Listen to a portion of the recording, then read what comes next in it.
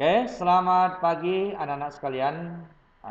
Puji syukur kepada Tuhan Yang Maha Esa kita sampaikan. Kita masih dapat bertemu dalam pembelajaran budaya Melayu ini, ya meskipun dalam suasana daring. Baiklah anak-anak sekalian, mungkin untuk anak-anak kelas 12 ini sedikit terkejut dengan pembelajaran kita ini oleh kurikulum diberikan sebagai pembelajaran tambahan ya. Jadi mungkin anak-anak sekalian, ini sebenarnya kalau tidak di masa pandemi ini kan ada satu semester kita belajar budaya Melayu di kelas 12. Tapi karena suasana pandemi, maka salah satu solusinya ya seperti yang ada sekarang ini.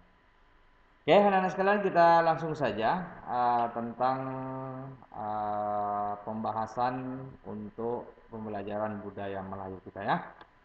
Oke, anak-anak sekalian, yang pertama yang harus kita pahami adalah berbicara tentang nilai asas-asas jati diri dan tunjuk ajar Melayu Riau itu apa sebenarnya. Ya. Selanjutnya, ya, kita mengkaji tentang asas dan jati diri. Asas itu identik dengan dasar atau sesuatu yang menjadi tumpah berpikir ataupun berpendapat. Ide, nah itu bahasa kita ya. Sedangkan jati diri artinya suatu perwujudan ideologi hidup seseorang ataupun identitas seseorang. Jadi antara asas dan jati diri ini adalah satu kesatuan yang tidak bisa dipisahkan. Artinya pola pikir seseorang itu akan terlihat dalam kehidupan aktivitas kesehariannya di masyarakat atau dimanapun ia berada. Oke. Kemudian anak sekalian, bagaimana kita mampu untuk mengidentifikasi jenis-jenis pakaian Melayu Ria ini? Nah, ini yang harus ya. Di bagian pertama, apa itu pakaian? Ya, pakaian dalam bahasa Melayu itu artinya sesuatu yang untuk digunakan menutup aurat di samping juga untuk fungsi-fungsi lain. Jadi dalam masyarakat Melayu Riau, ya, pakaian tadi dibagi kepada beberapa bagian. Yang pertama adalah pakaian harian.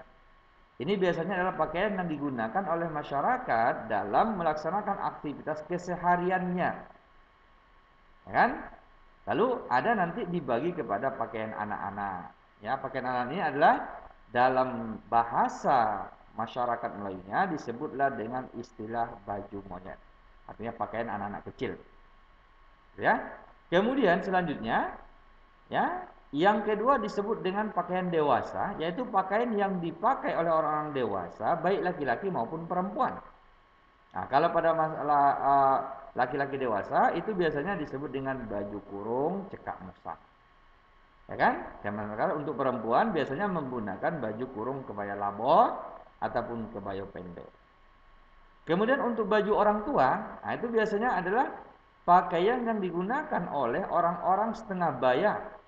Nah, ini gunanya biasanya menggunakan baju kurung teluk belanga atau bagi perempuan menggunakan kebaya labor ataupun baju yang sedikit lebih panjang bajunya, lengannya dan roknya sampai ke bawah.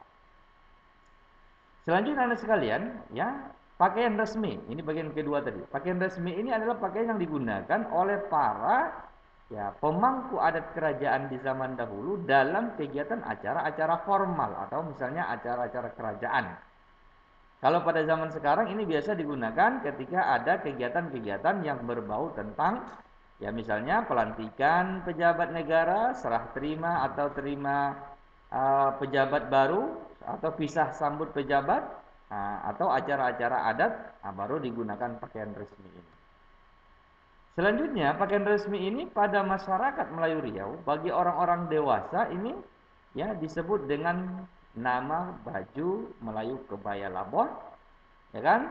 Sementara ada juga yang disebut dengan baju kurung cekak musa. Kemudian yang ketiga anak sekalian adalah pakaian upacara adat. Nah, ini biasanya digunakan oleh pihak kerajaan atau sekarang ini pejabat-pejabat pemerintah ya yang digunakan pada acara-acara seperti penobatan raja atau pemberian gelar upacara pelantikan, ya kan, atau penyambutan tamu-tamu agung, ya, ataupun upacara penerimaan anugerah dan lain-lainnya. Oke, pakaian tradisional itu dapat dipakai pada acara adat, dapat dilakukan dalam dua jenis atau dipakai oleh dua jenis, yaitu untuk laki-laki dan untuk perempuan. Selanjutnya anak-anak sekalian, ya, pada pakaian upacara ini, ya, perempuan biasanya menggunakan pakaian dengan jenis ya sama, kebaya laboh ataupun baju kurung tulang belut. Ya, sedangkan untuk acara adat lain, semisal upacara penerimaan tamu, ya biasanya ya untuk perempuan memakai baju kurung dan kebaya, ya, untuk ditambahkan di bagian belakangnya dengan sanggul. Yang keempat anak sekalian adalah pakaian upacara perkawinan. Ini biasanya digunakan bagi kegiatan-kegiatan pernikahan atau pesta. Seperti baju pengantin laki-laki, yaitu biasanya adalah baju kurung cekak musang atau baju kurung teluk belanga. Kemudian untuk perempuan, ya ini tadi menggunakan ya baju khas Melayu yang dipadukan dengan pakaian laki-laki atau pengantin laki-lakinya. Selanjutnya anak-anak sekalian, busana yang dikenakan pengantin perempuan ya pada kegiatan acara perkawinan tadi ini, ya, berbeda sebenarnya sebelum kegiatan acara pestanya. Misalnya ketika upacara malam bainai, ya, atau disebut dengan besok malam, besok baru ada acara pernikahan pestanya, malam bainai atau malam berandam, ya, itu biasanya perempuan menggunakan baju kebaya laboh atau kebaya pendek. Selanjutnya anak sekalian, bagaimana bentuk-bentuk pakaian Melayu itu? Ini yang harus kita pahami. Ya, yang pertama pakaian Melayu itu dibagi kepada pakaian Melayu laki-laki. Nah, ini biasanya disebut dengan istilah 3 macam untuk laki-laki. Ada yang disebut dengan baju Melayu gunting Cina, ada disebut dengan baju Melayu cekak musang, dan ada yang disebut dengan baju Melayu teluk belanga. Ya, peruntukannya sebenarnya sama. Ya kan, baju Melayu gunting Cina ini digunakan dalam acara-acara sehari-hari di rumah. Ya kan? Tetap dengan ciri khasnya. Kemudian baju Melayu cekak musang ini biasanya ya ketika ada kegiatan-kegiatan ya di luar rumah, ya kan? Dan yang ketiga acara baju Melayu Teluk Belanga ini biasanya untuk acara-acara formal, ya kan? Ini biasanya ya dengan ciri khas kemelayuannya tentu dengan kopiah ditambah dengan kain, ya, yang biasa diikatkan di pinggang, ya, yang mempunyai ciri khas ya kekuning-kuningan. Oke, selanjutnya anak-anak sekalian, pakaian Melayu perempuan ini ada beberapa juga. Yang pertama disebutlah dengan baju kurung, ya, seperti terlihat pada gambar ini. Kemudian ada disebut dengan baju kebaya laboh. Ini yang panjangnya sampai di bawah lutut untuk bajunya. Dan biasanya itu dipadukan antara warna baju dengan warna roknya. Kemudian bagi perempuan biasanya ditambahkan dengan sanggul. Ya, ini terdiri dari beberapa macam, ada disebut siput tegang, ada siput cekak, dan siput lintang. Oke, ini anak-anak sekalian bisa lihat beberapa pakaian adat Melayu Riau, ya seperti untuk Kabupaten Bengkalis, ya ciri khasnya ada tersendiri di masing-masing kabupaten kota, tetapi secara umum menggunakan ciri khas Melayu. Nah, ini juga anak-anak sekalian bisa lihat, ini untuk masyarakat Kepulauan Riau, ini untuk masyarakat Batam, ya Melayu Batam. Ini untuk masyarakat Indragiri Hulu, ya Rengat sekitar. Nah, ini pakaian adat tradisional Melayu Siak, ya, dan lain-lainnya.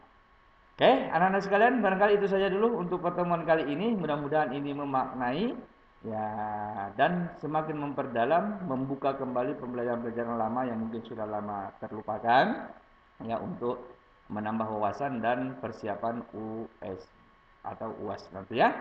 Untuk satu catatan, mungkin pertemuan selanjutnya kita memasuki nanti memahami makna filosofi yang terkandung dalam pakaian Melayu. Oke, demikian saja anak-anak sekalian, mudah-mudahan bermanfaat dan persiapkan diri Anda untuk ujian, dan terima kasih. Semoga pada pertemuan berikutnya masih bisa bertemu. Bye bye semuanya. Terima kasih atas perhatiannya.